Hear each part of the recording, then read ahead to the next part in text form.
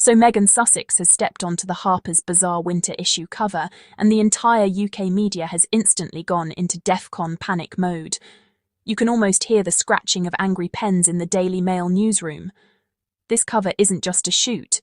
It is a statement, a declaration, a calm little announcement that she is absolutely thriving, and she didn't need palace permission, tabloid approval, or troll validation to do it. Let's start with how she looks on that cover. Meghan Sussex sits there in clean lines, soft glam, no palace theatrics, no stiff setup, just confidence. It's the kind of quiet power that makes royal reporters inhale sharply because they know they can't twist a single thing about it. It's authentically her, and authenticity terrifies the British press more than the word accountability. And Harper's Bazaar didn't just feature her, they gave her real space. Space to talk, space to reflect, space to tell her own story without it being filtered through royal spokespeople who are more worried about optics than truth. And Meghan Sussex took that space and filled it beautifully. She starts by talking about her children, Archie and Lilibet, with this warmth that is so far removed from the cold, formal royal parenting style the tabloids worship. She says she's raising them to see the value in being brave, which is such a powerful statement because she's been forced to be brave in public more times than she ever asked for. She watches her kids face new challenges every day. She has her office near the kitchen, so family is always close. Lilibet sometimes crawls into her lap during meetings. She wants them to learn fearlessness the natural way, through exploration, through curiosity, through trying and failing. It's gentle, it's human. It's the kind of parenting that the monarchy can't replicate, even if they hired a PR firm specifically for emotional warmth. And what does the UK media do in response? Meltdown. Absolute meltdown. Because apparently Meghan Sussex talking about her own children in her own interview is a scandal, while the British press has turned photographing royal kids into a national sport. The hypocrisy is howling at this point. But the real explosion came when Meghan Sussex spoke about Harry, because if there is one thing the UK press hates more than a successful Meghan, it's a loved Meghan. When Meghan Sussex openly says Harry's love is bold, full, loyal and protective, the trolls start glitching like old computer software. She talks about being drawn to Harry's childlike wonder. Not childishness, but wonder. That spark that made her fall in love with him. She says that sense of wonder shaped their entire relationship and continues to shape their family. She talks about his support, how he has her back in ways nobody else ever has. She paints a picture of a partnership that is solid, joyful, playful, and real. And of course, this is the last thing the UK press wants to hear. They've spent years trying to sell the idea that Harry is trapped, miserable, hypnotised, held hostage, or living in regret. But here comes Meghan Sussex calmly destroying that fantasy with one interview. Then she gets honest about herself. She says she allows herself to make mistakes. She doesn't chase perfection. She doesn't pretend to have everything figured out. She talks about building her company, creating her projects, navigating motherhood, and embracing a life that doesn't rely on royal approval. This is exactly what scares the monarchy and their media allies.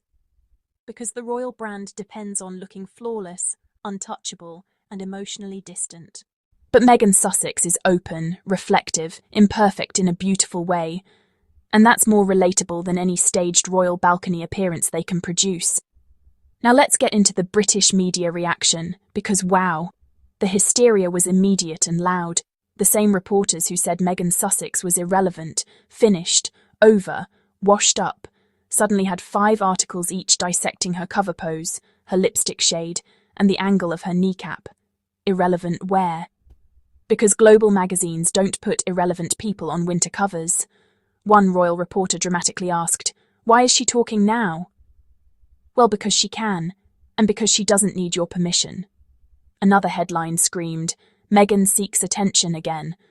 Meanwhile, the same outlets have daily countdowns for when Kate will show her next seasonal photo shoot. The double standards are Olympic level, and then the classic. She's overshadowing Kate. If one woman sitting calmly in a jacket can overshadow the entire royal PR machine, then maybe, just maybe, the problem isn't Meghan Sussex. Maybe the problem is that the royal PR machine is running on recycled talking points and shaky speeches with words like povertability. The reality is simple. Meghan Sussex looks grounded, happy, and emotionally secure. She talks about her kids with love. She talks about Harry with affection and honesty.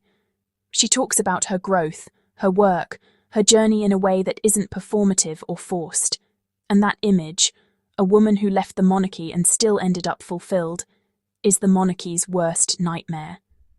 Because they rely on a narrative that leaving equals failure. But Meghan Sussex walked away, built a new life, built a new brand, built her peace, raised her kids intentionally, and is thriving.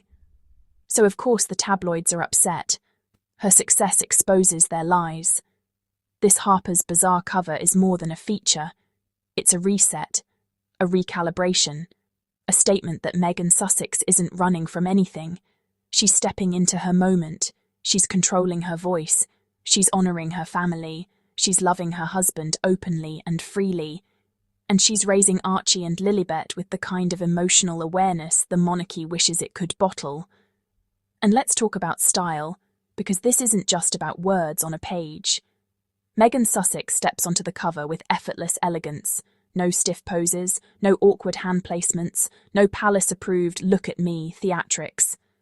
Just her, owning space like she always has, and somehow managing to look approachable and commanding at the same time. It's the kind of confidence that doesn't need validation, and that, my friends, is a subtle middle finger to every critic who's ever tried to define her worth. Beyond the visuals, there's the energy she radiates in the interview itself. Meghan Sussex isn't just telling her story, she's inviting us into her world, her joys, her challenges, her growth.